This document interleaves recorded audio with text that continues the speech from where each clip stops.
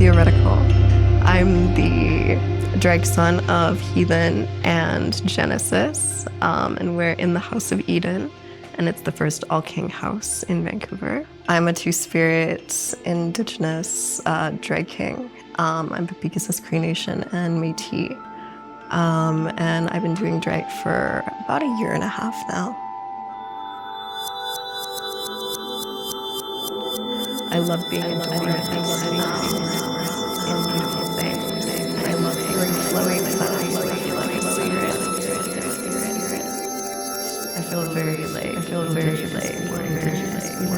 So beautiful. I've learned there's not a correct way to do it. You know, there's no guideline for how to make Indigenous art or for how to be a two-spirit person. I had the privilege of getting to help with interviews for a number of two-spirit folks at the CRBC symposium a couple of years ago. And everyone had a different definition of what two-spirit was. And that also really helped me to realize that I am allowed to just show up. And my art is inherently Indigenous and inherently two-spirit because that's who I am as a person. And there's definitely some numbers I make that specifically honor that. Like my Lemon Boy number that I did the first week of Drag Derby. Yeah, I had half my face blue and very masc contour and half my face pink. And it was hidden by all these butterflies. And it was a little love letter that I had permission to exist as both. Like both could exist in me no matter how I wanted to show up in the world. So can you expand a little bit more about the both? Do you mean like masculinity and femininity?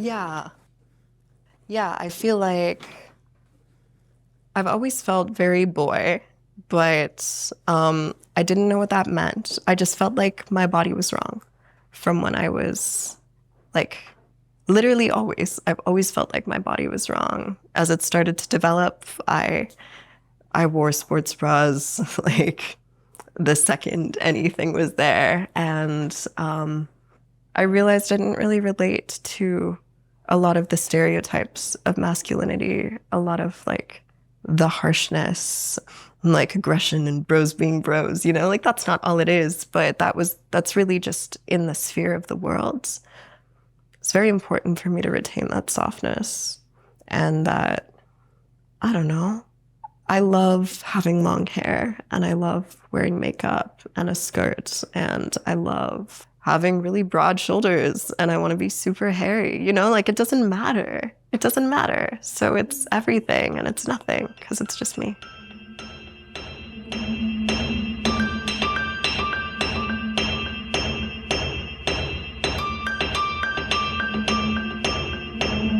I'm very anxious about my movement. I'm very anxious about being in a body. Bodies are weird, and especially as a trans person. And like I started drag before I'd started medically transitioning in any way.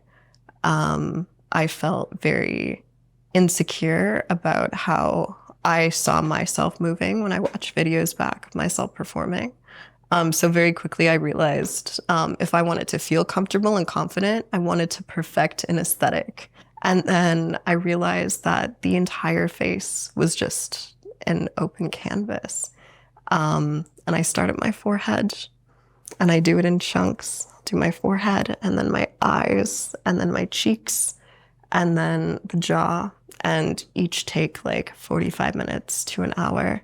And they're very precise because I'll carve out along the temple with makeup remover and then like shade in so it's like very crispy. And I'll do the same for my jaw contour.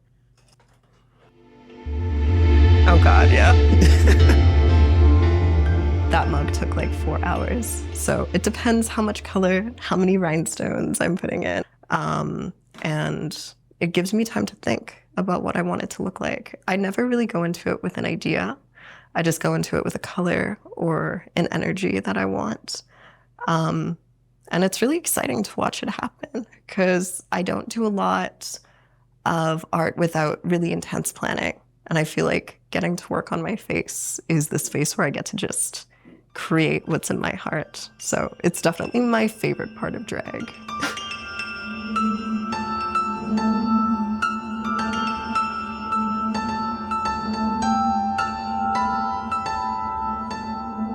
Can't do a number if I'm not telling a story, or if there's not some key emotion that I'm either working through for myself or sharing with the audience.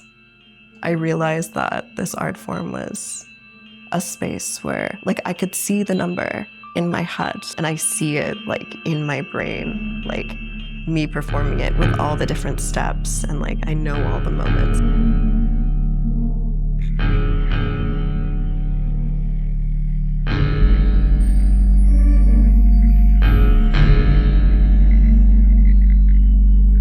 I've never been more in my body for a number before.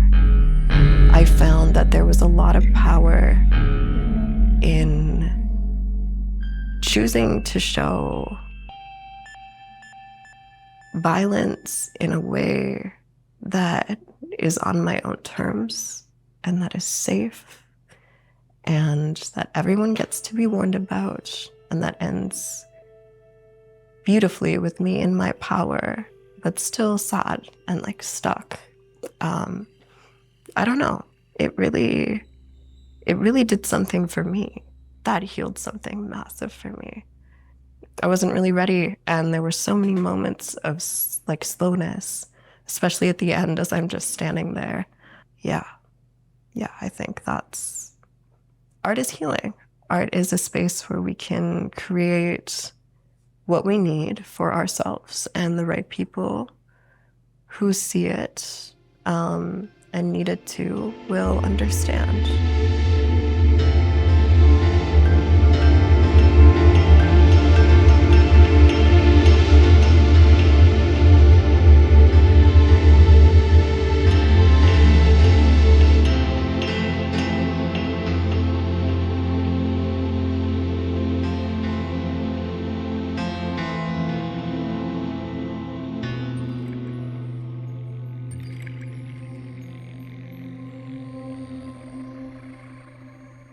Drag to me is a performance of whatever is real in the soul.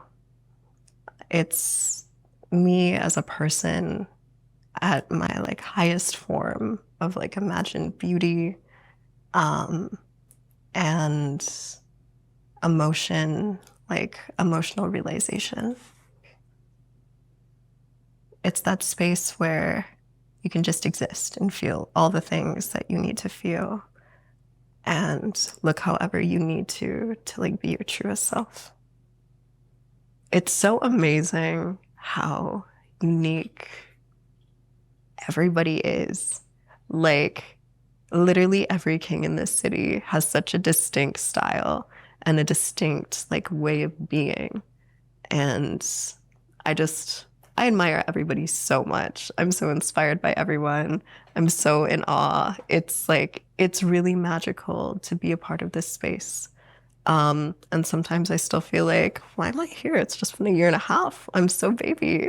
But yeah, everyone's been really welcoming and lovely. And I just really appreciate the kings of Vancouver. And so many of the drag artists, but the kings have my heart.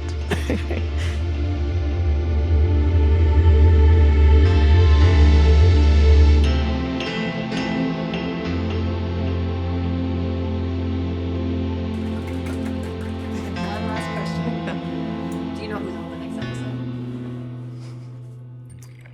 Oh, is it all the ones who are just doing it?